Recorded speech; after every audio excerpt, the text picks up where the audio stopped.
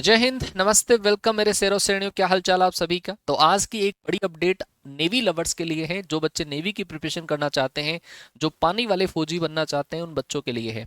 अभी आपने देखा होगा नेवी जो है अपने इन जो डिसीजंस है उसके लिए मतलब एक शॉकिंग डिसीजंस जो है वो लिया करती है। आपने देखा होगा कि 2025 के अंदर जो बच्चों का एग्जाम हुआ, जो आपका रिटन एग्जामिनेशन हुआ, पहला आई नेट वन एग्जामिनेशन हुआ, उसमें तीन तीन इंटेक का एक साथ एग्जाम होना।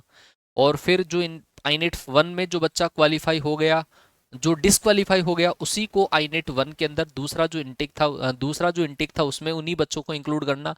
दूसरे इनटेक में जो बच्चे फेल हो गए उसी को तीसरे इनटेक में इंक्लूड करना। जो बच्चा एब्सेंट है, जो बच्चा मेडिकली आउट है, सारे बच्चे जो एक इनटेक में फेल हो जाए उसको दूसरे इनटेक के अंदर डाल दो। ऐसे ऐसे डिसीजंस नेवी लिया करता है अक्सर।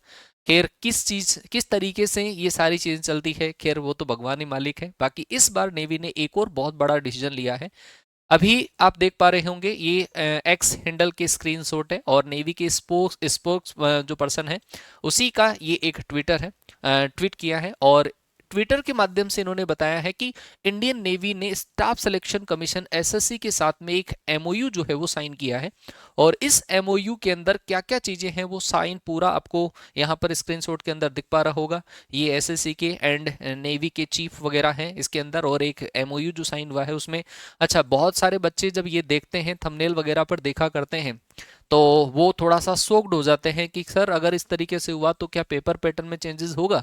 अब आपने देखा होगा जैसे एयरफोर्स में आप देख पाते होंगे, एयरफोर्स के अंदर पहले एग्जाम एक दूसरी संस्था करवाती थी, इस बार जो नई कंपनी है और वो एग्जाम करवा रही है। पेपर पैटर्न में चेंजेस होना, हालांकि देखो थोड़ा बहुत पेपर पैटर्न में चेंजेस होना स्वाभाविक है, लेकिन यहाँ पर तो एक अलग ही कहानी है। आपने देखा होगा एसएससी के जो पेपर्स बना करते हैं और वो एडुकेटी एक अलग कंपनी है, वो एआई जनरेटेड क्वेश्चंस जो हैं उनका यूज कर रही है, और एक अलग अलग पेपर पैटर्न मतलब सारी बुक्स को फेल करके इंग्लिश का जैसे पैटर्न का पेपर जो बनाते हैं बहुत ही खतरनाक लेवल पर।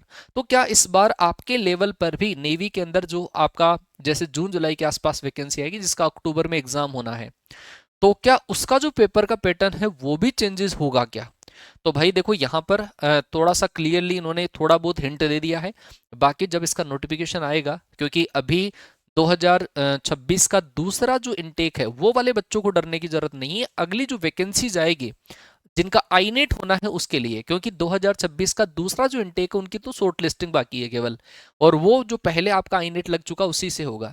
लेकिन जो इस बार जो 2027 का फर्स्ट इनटेक आएगा उसका आईनेट जो होगा, जो अक्टूबर में एग्जाम है, अलग से नोटिफिकेशन आएगा, अलग से उसका एग्जाम होगा। उन बच्चों को थोड़ा सा अवेयरनेस की जरूरत है। क्या बोला गया है जरा ध्यान से देखिए।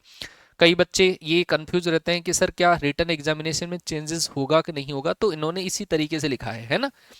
द आई नेट का एग्जाम मतलब दो फेज में एग्जाम होता है, पहले रिटन एग्जामिनेशन, फिर उसके बेसिस पे शॉर्ट लिस्टिंग होती है, फिर बच्चों को बुलाकर ये वाला जो एग्जाम होता है वो कंप्यूटर बेस्ड एग्जाम होता है। दूसरा जो पेपर होता है वो वहीं पर बुलाकर पीएफटी के साथ में ऑफलाइन टेस्ट लेते हैं, ठीक है। तो जो इंटरनेट बेस्ड जो एग्जाम आपका है is conducted online on pen India basis ensuring the presentation from 18 state and 8 union territories. It will be conducted with the latest in exam technology and monitored using AI and other advanced tools. सबसे पहली बात इसमें जो changes होने के chances हैं वो ये है, एक तो पेपर का जो पैटर्न है वो चेंज होने का पूरा चांस है, क्वेश्चंस का लेवल थोड़ा सा और बढ़ सकता है। दूसरी चीज, जो आपका ऑफलाइन मोड के अंदर पेपर हो रहा था नेवी का, जो दूसरे फेज में आई नेट वन के बाद में आपको वहां शॉर्ट लिस्टिंग के बाद में बुलाते हैं, तो हो सकता है वो भी ऑनलाइन हो, ठीक है। क्योंकि अगर ऑफलाइन पेपर आएगा तो ऑफलाइन पेपर आपको पता होगा कि इससे आई नेट वन से सिंपल भी आता है, कई बार थोड़ा थोड़ा टफ आता है, ठीक है, ऐसा है। तो the signing off MOU was presided over the Sri Gopal Krishnan IAS chairman SSC and VADM गुरु चरण सिंह चीफ ऑफ पर्सनल। देखो आपके लिए समझने वाली चीज यही है कि यहाँ पर आपको दिया गया है कि आईनेट examination staff selection commission sign in MoU और 28 जनवरी 2026 न्यू दिल्ली के अंदर ये हुआ है। और entrance test for Agniveer SSR MR and SSR medical entries, इनके लिए ये चेंजेस हुआ है। तो भाई अगर आप नेवी लवर्स हैं, नेवी के अंदर जाने का आपका सपना है, तो थोड़ी सी कमर कस लो, क्योंकि पेपर का जो पैटर्न है वो चेंज हो सकता है। जो आप लोग दो दो तीन तीन महीने में प्रिपरेशन करके एग्जाम निकाला करते हैं, अब उसकी जो प्रिपरेशन है वो पहले से आपको करनी पड़ेगी। आप यहाँ पर इस वाले चैनल के ऊपर आपको फ्री ऑफ कॉस्ट भी क्लासेस मिलती है।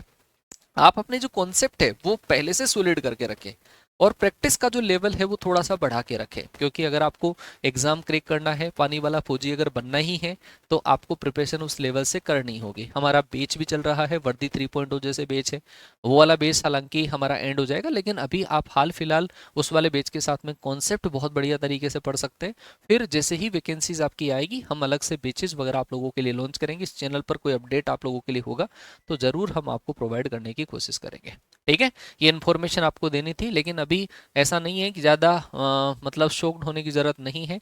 जैसे एक बार नोटिफिकेशन आएगा नई वैकेंसी का, तो आपके साथ में हम चर्चा करेंगे इसकी कि क्या हो सकता है क्या नहीं। हाल फिलहाल ज़्यादा मतलब ऐसा नहीं है कि मतलब आपका सपना जो है वो सपना ही चेंज हो जाए, है ना, इसको देखकर। पर जो भी इंफॉर्मेशन होगी आपको हम प्रोवाइड करेंगे। आपको क्या लगता है, आपका क्या विचार है? आपको अगर ऐसा लगता है एडिक्विटी के पैटर्न से जैसे एआई जनरेटेड क्वेश्चंस अगर इंक्लूड करने लग गए, तो एआई जनरेटेड क्वेश्चंस ऐसे थोड़ी है कि जो बहुत ज़्यादा खतरनाक हो। अगर आपकी प्रिपरेशन बिल्कुल सटीक है तो आप आराम से सिलेक्शन लेकर रहेंगे। ठीक है भाई, मिलते हैं नेक्स्ट सेशन में आप लोगों से। तब तक के लिए टाटा बाय बाय, जय हिंद, वंदे मातरम।